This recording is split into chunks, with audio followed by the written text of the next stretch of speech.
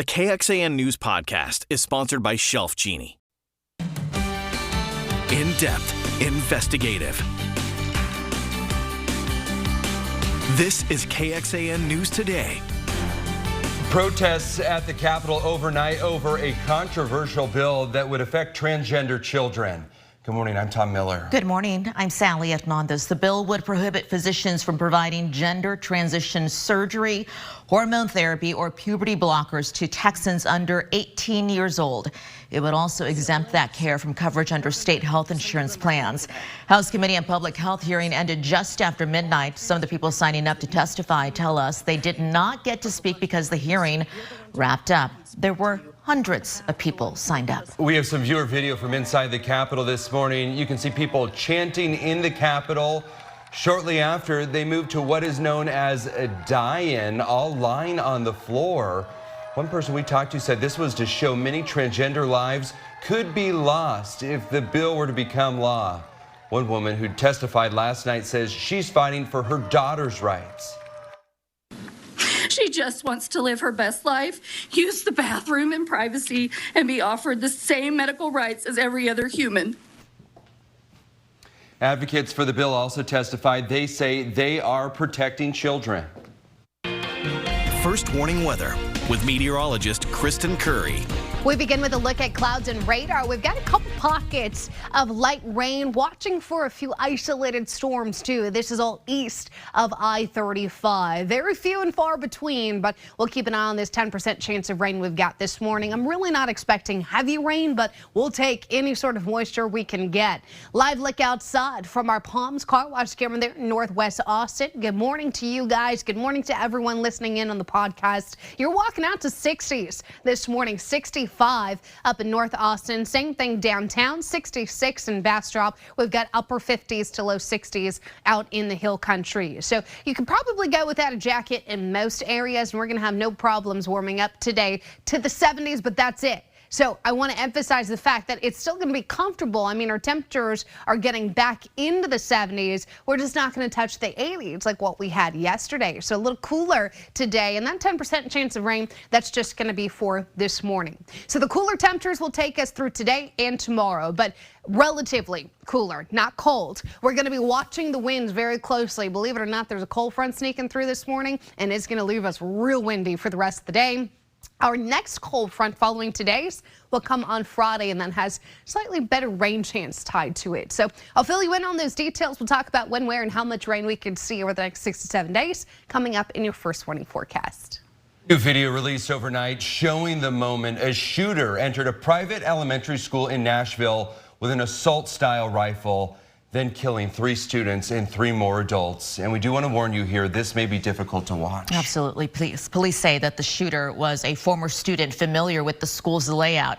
And again, before we show you the video, a warning. It was released by Nashville law enforcement, and we want to remind you that it is difficult to watch. Here's NBC's Jay Gray. We're under a mass casualty alert. Locked glass doors shattered by gunfire. A shooter crawling through the doorframe, stalking the hallways of the Covenant School with what appears to be an assault-style rifle. Then, minutes later, The school shooting, multiple victims down. 3 9-year-olds and 3 staff members murdered as they were starting their day at the Covenant School. It's disgusting, and I have no words. I'm just trying to process it all. It's so terrible, so sad. Investigators say the 28-year-old suspect killed by officers as they rushed into the building was a former student. There's some belief that there was some resentment for having to go to that school, and that's why this incident occurred. Nashville's police chief says Audrey Hale identifies as transgender. That information, part of a manifesto uncovered by police who say the school was not the only target.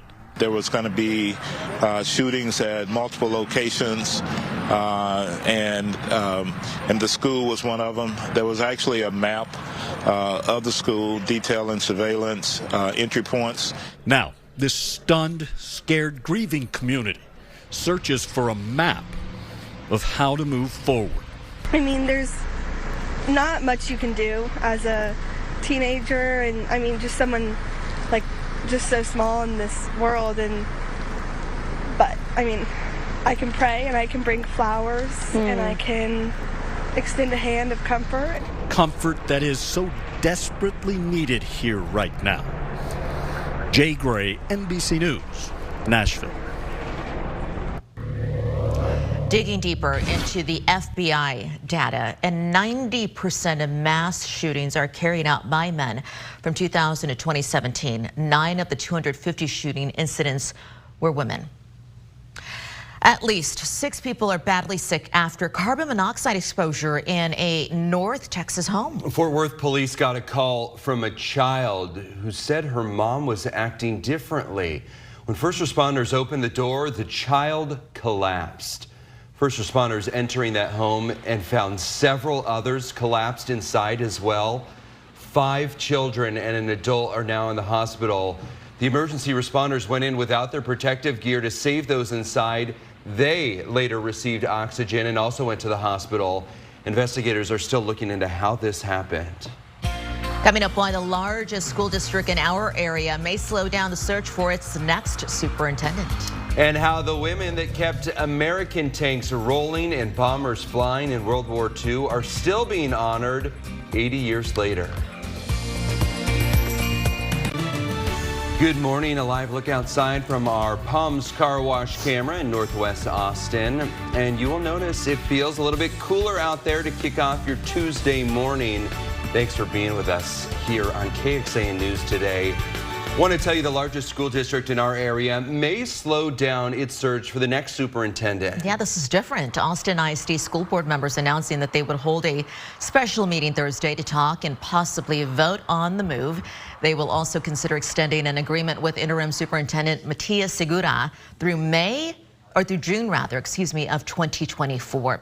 The trustees say choosing the next superintendent is an immensely important decision, but they also recognize how much the district would benefit from uninterrupted district leadership right now. They pointed to urgent needs, including early literacy for historically marginalized students, special education, staff morale, and help for struggling campuses. The school board also gave the go-ahead to repurpose some old campuses. In the heart of downtown, the former Pease Elementary is going to turn into an early childhood education center. Since the building will need some improvements, it's scheduled to open in 2024. The facility will be home to both a new alternative learning center as well and a mix of affordable and workforce housing. It's a story we've been following since 2019. That is when the district first voted on the future of these closed campuses. Still ahead, how the state is providing Austin police a helping hand during a staffing crisis. Next, to the step for a high-profile Austin murder trial coming up later on today. It was a happy birthday, to say the least, for Rodney Terry. No longer interim head coach at the University of Texas. I've got more on that coming up. This KXAN News podcast is brought to you by Shelf Genie. I'm Rosie Newberry from KXAN Studio 512. Considering replacing your kitchen cabinets? Struggling to find or reach things? Go to shelfgenie.com/Austin. Shelf Genie designs custom pull-out shelves for your existing cabinets, adding convenience and value to the most used room in your home. Shelf Genie custom pull-out shelves, everything in reach. Hey, good morning. A live look outside from downtown Austin. Our city lit up as we kick off this Tuesday morning. Happy to have you around here dark and early. In the heat of World War II, their hard work kept American tanks rolling and bombers flying. 80 years later, they are still being honored. Rightfully so. NBC's Andrea Mitchell has their story. From the factory floors to recruiting posters and songs, few women in American history are as iconic as Rosie the Riveter. How old were you when you started working in the factory? Well, I just graduated out of high school. Putting their lives on hold to build the bombers and tanks that helped win the war. These Rosies, most in their 90s, 4 older than 100, are now being honored for their service. We worked like heck to beat the guys' butts out of there for doing what they did to our boys out in Pearl Harbor. From a national necessity, starting a revolution for women in the workplace, and proud of it. Up until 1941, it was a man's world, and they didn't realize how capable women are. There's nothing I don't think that a woman can't do. It's up to the woman whether she wants a career raising a family or whether she wants to be an astronaut. We have that choice now. Invited to Washington on an honor flight usually reserved for World War II veterans, dedicated to the Rosies, asking tour guides to let them pose in front of the suffragette statue in the Capitol, and visiting the World War II memorial. We weren't doing it for honors or rewards. We were doing it to save our country and save our brothers and uncles and aunts, whoever were working. Doing all that crappy work in a factory so they can put their lives on the line, it was worth it to have them come back. A group proud of all they accomplished in the war and for women for years to come. Andrea Mitchell, NBC News, Washington. Look at that, generations of women, proud leaders. I love that, and fashionable too. Fashionable. Do you notice the red, white, and blue? That's right. No nonsense either. No nonsense. Just like we weren't messing with exactly. I love that. Let me show you what's going on with your forecast here. Happy Tuesday. We've got a little bit of activity out in our eastern counties. Nothing that's widespread, nothing severe, but some pockets of light to moderate rain. I'm not seeing anything in the way of lightning right now, so these are just plain old showers hanging on. As far as the overall trend goes across the state, you're going to see a lot of cloud cover and most of the storms down near the Houston metro area. Our next weather maker is still impacting the Pacific Northwest. So we're a few days out. The storm itself is going to go to our north, but it's going to drag a cold front through our area on Friday. That could bring us a few more storms. Currently sitting at 65 degrees. We've got most of the area in the 60s right now with humidity about 56%. From those 50s and 60s, we're on our way to 70 degrees today. So it's not going to be cold, just relatively cooler than the 80 we had yesterday. And that's due to a weak cold front slipping in as we speak. It's not going to do a whole lot to our rain chances. We're still only sitting at 10% through about lunchtime. But temperatures, I think, will be noticeably cooler here. This is a look at your afternoon highs from Mason County to Fayette County. And you can see the majority of us likely to top out our warm up in those mid to upper 60s. And Austin, the warmest spot, I should say, at 70 degrees. What are we looking at up top? Well, we have more clouds than sun. We're not going to see any heavy rain, but maybe a few pockets of sprinkles this morning, a few light showers out in our eastern counties as we speak. But even tonight, we'll be watching for a little bit of drizzle possible. This will be well after sunset, but I'm thinking overnight into tomorrow morning, we have a little more moisture to work with, so a few more spots of that light rain possible overnight into your Wednesday morning. How much rain could we see? Not a whole lot. So even if you are lucky enough to see those raindrops, you could expect less than 1/10 of an inch of rainfall between today and even tomorrow too. I'm not expecting anything in the way of significant rainfall. I'm not expecting any significant storm threat either. We're just looking at a general risk of non-severe storms here in the hill country and southern counties. Our severe risk is actually not something I'm considering today. And even with their next cold front, it looks like most of the severe weather threat's going to stay to our north. Now, the good news is we don't have to worry about it. The unfortunate news is we are expecting a pretty significant severe weather outbreak across most of Missouri, Arkansas, and into Indiana, Illinois as we get into the back half of the work week. So it is going to be active weather elsewhere, just not here at home. Temperatures 70 today. Tomorrow, though, tomorrow will be the coolest day of the next 7 as our high temperatures get stuck at the 60s area-wide. You can see those spotty rain chances we're looking at through midweek at 20%. We'll go 20 to 30% chance of storms and showers along that cold front on Friday. Temperatures peak ahead of the front in the upper 80s. Some very low rain chances for your weekend and temperatures comfortable in the 80s. Thank you, Kristen. As Austin police deal with a major staffing crisis, we've learned help is on the way. The Department of Public Safety is going to be helping Austin police patrol the streets in just a matter of days. Now, troopers are going to focus on violent crime areas and traffic deaths. Mayor Kirk Watson, Police Chief Joe Chacon, and Colonel Steve McCraw made the announcement yesterday. Mayor Watson said he is the one who reached out to state officials asking for their reinforcement. Troopers in the capital city, that's nothing new since DPS is headquartered in Austin. However, this is different because a task force will specifically help Austin police. As they've done in other cities, as was mentioned, they have stepped in moments when crime is up and the local resources essentially are overwhelmed. The greatest force multiplier is teamwork, and that's what we're just talking about today. And I can tell you, the Austin PD's been there when DPS needed them, and we're going to be there when you need us. Okay, so leaders say that it's not going to cost you any money, the taxpayer, and there's no set time limit for when this is going to end or really how long this initiative is going to last. But we can tell you, as you heard there from the chief, DPS has stepped in to help other Texas cities before. Back in 2019, Dallas police worked with DPS on patrol operations, which were both praised and criticized. According to the Dallas Morning News, critics said troopers did not effectively stop violent crime and used aggressive traffic enforcement. That led to hundreds of low-level arrests. But the Dallas mayor said he was grateful for their assistance helping reduce crime in local neighborhoods. Park safety is top of mind for a lot of folks out in East Austin. Over the weekend, another shooting, this time at Chicano Park, hurting 3 people and leaving others diving for cover. As Nabil Ramonda explains, staffing issues forcing APD to pull officers who had been patrolling parks and assigning them to other places. Chicano Park in East Austin, a place people come to enjoy. Baseball fields, murals, a playground. There's something for everyone here. The park is beautiful. But on Sunday, the sounds of laughter quickly faded as gunfire rang out.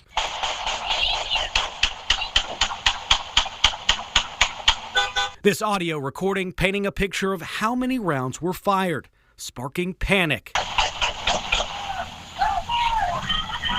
People jumping the curves, running on the grass, kids running, moms and dads running, and all you hear is a whole bunch of shots. One of our kids came in from outside saying they'd heard a lot of loud bangs out near the neighborhood playground. APD tells us the first officer arrived at 6:49 p.m. on Sunday. The shooting left 3 people injured. They're all expected to survive, but no arrests have been made. And we were able to see down the street an ongoing multi-person fight out in the park and people running still to get away. People living nearby say they're concerned with recent gatherings taking place on the weekends. What we would like as a neighborhood around here, maybe some police presence or cameras in the entrances, and maybe see who's coming in and who's going out. This shooting also pushing people away from a park that they love. I've been living here all my life, and I won't come on the weekends with my kids, my grandkids. Well, according to APD, they say officers did get there to the scene within 10 minutes of the call. Well, parks and trails in Williamson County will get a clean sweep. The county contracted a tree care company to remove the leftover tree and limb hazards from February's ice storm. Cleanup is expected to happen over the next several weeks. As far as citywide cleanup in Georgetown, the Public Works Department says cleanup is 70% complete. In Austin, the city's final cleanup phase is expected to last all of next month. This is KXAN Sports, brought to you by Thomas J. Henry. Good morning to you. Since December, Rodney Terry has fielded questions about his status as interim head coach. He's always deflected, saying it's about the players. Well, on Monday afternoon, it was about Terry. What a birthday present, huh? All right. Doesn't get any better than that. Yeah, with athletic director Chris Del Conte, they hammered out a deal. Rodney Terry is the head coach at the University of Texas. No interim tag, and it did happen on his 55th birthday. Imagine what was going through his head back on December 12th. Hours after the Chris Beard arrest, he takes over, and he leads Texas to that hard-fought overtime win against Rice. And from there, they won 21 more games. They ended on a 7-game win streak before the loss to Miami, including a regular season win over Kansas and a Big 12 tournament title over Kansas. Now Rodney Terry is the head coach. Recruiting is job one for a coach. Ron Holland's one that the Longhorns have, and he's sticking with his commitment. He's a McDonald's All-American from Duncanville, and he'll play in that All-American game tonight. On Monday, he talked about playing for Rodney Terry. He had those guys playing, and that he really deserves that job. And just to see him reach that goal and for them to give him the opportunity to continue to coach that team, it's a really good feeling for me because I get to stay committed to that team, me and A.J. Johnson, and we get to go try to get us a national championship next year. Holland and A.J. Johnson, the 2 incoming freshmen, and now Terry will figure out his roster, who's staying, who's leaving, and who they might go after in the transfer portal. Once again, he will be formally introduced as head coach later this morning. Back to you. A lot of people happy to see him sticking around. It is the most popular app in the world, and it could be a security risk. Over the weekend, House Speaker Kevin McCarthy is saying lawmakers plan to move forward with legislation aimed at TikTok. I talked with a former State Department special agent about the risk and how a potential ban could be just a start. Why is it that America would consider banning TikTok and its concerns over China? You have the element of the technology actually collecting data, metadata, behavioral habits, privacy data. You have that element. You have the element of as an influence platform, because they really want to influence us. So are they going to be able to put things in front of people that are going to cause them to be scared? And could TikTok be just the tip of the iceberg? Do you see this being a situation where other Chinese companies have their products banned? I think it's a good probability. We look at our national security priorities, and they're shifting right now in light of what's going on in the world. And there may be other technologies. Looking forward, is it possible that this expands beyond China, where it gets to a point where if you are not an ally of the U.S., you could potentially have concerns about companies being banned from other countries? Yes, I think if things progress towards greater conflict and division, and we are seeing a shift in the world order, some older players have decided to step up and make their move. So on that economic front, not being dependent on those adversarial countries for our well-being would make sense. Former Special Agent Ron Holloway, thank you so much for your time. Thanks for joining KXAN News today. You can also listen to KXAN News Nightly every weekday after 5:30 p.m. for in-depth coverage on what matters most to you.